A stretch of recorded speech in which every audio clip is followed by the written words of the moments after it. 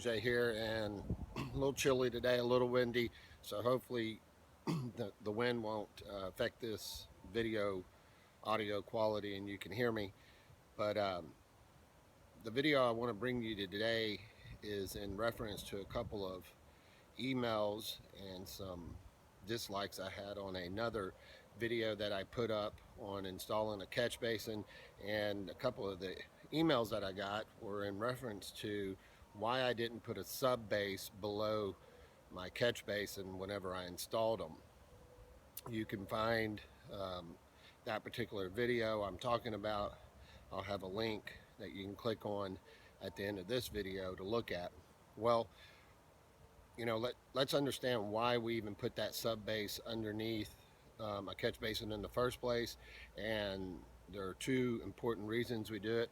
The first reason being is to create a sub base that allows us to drain the sump from the catch basin. And the other important reason that we do it is to create a firm, solid base for the catch basin to remain stationary and level throughout the life of the drainage system. But there are times when putting the extra effort in, and I don't mean to sound lazy, it's not about laziness here, it's looking at it from a contractor's perspective and the cost to the client. Sometimes, depending on the soil type that you're in and the soil conditions that you're in, it's really not necessary to do that, and the benefit of doing it doesn't outweigh the cost to do it. Hope I said that right. So I'm going to show you something here real quick to kind of prove my point and give you a better understanding. So this right here is actually a shot of my backyard, and before you get on to me about correcting this, understand I just moved here 3 months ago, and this problem just became aware to me when we had a rain 3 days ago. So yes, we had a rain on Sunday, I believe just less than an inch, and here we are Wednesday, and this water, if any at all, has not seeped or weeped down into the subsurface. And this is common around our area in the Northwest Arkansas area, and it's due to the types of soil profiles that we have, which would be heavy clay soils. We also have shale, which is a sedimentary rock of compressed clay and sand. It is an absolutely nightmare to hand dig into. Like clay, it does not allow water to perk very well. We also have, not as frequent as heavy clay and shale, but we do have areas of high water tables. And then we also have another particular rock formation around here called chert, which is an absolute nightmare to hand dig in and can even be a challenge with a mini X to dig into. So you may be sitting there thinking, Brooks, what does all that soil jibber jabber have to do with putting a sub base beneath a catch basin?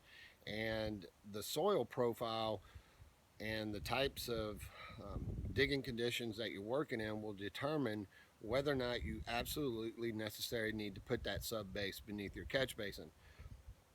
Remember, we're trying to drain, one of the reasons we're trying to drain the water out of a catch basin is so that we don't create a breeding ground for mosquitoes. And if you bypass the sub base and drill in the holes in the catch basin, you can solve the mosquito problem by simply putting some mosquito dunks in there. And that's what I recommend my clients do. There's absolutely no point to put a sub base there if you're working in soil conditions that are not going to allow the water to perk out of the catch basin in a timely and quick fashion. I can tell you right now that putting a 4-inch to 6-inch sub base under there, if you have a high water table, if you have heavy clay soils in your area and shale, that the water is not going to magically disappear from a catch basin. It will take several days for it to finally drain out, and then I have to look at it as a cost savings for my client to bypass that. And if I can do that and still have a functioning system, then I'm definitely going to do it, and I would say that you could do it also, and your system will work just as fine. Remember also that one of the other reasons we put that base there is to create a nice firm foundation for our catch basin to remain level and stationary in.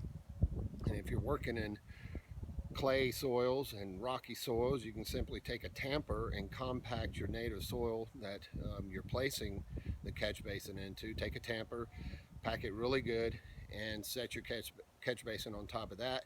Just be sure to, as I showed in my other video, that you firmly pack the soil all the way around the catch basin, and this will ensure that it remains in place and will last the life of your drainage system. So, you know, there's a lot of information out there, and I'm not saying that it's the wrong information, but there are things you can take out of a system that do not affect how well that system works or operates. And if I can save my clients some money, I'm definitely going to do it. I feel that's one of my responsibilities as a contractor. And always, you know, to give a client alternatives and kind of let them be the decision maker when it's all finally said and done. Just be sure to, if you're a contractor, to always relay the pros and cons of both methods. Guys, this has been Brooks Belanger. I hope this clarifies a lot of questions and will help you if you're a do-it-yourselfer on your next install job. And as always, thanks for watching. Any questions or comments, as always, good or bad, leave them below. And until next time, see you then. And don't forget to subscribe. Dang, man. Come on. See you next time, guys.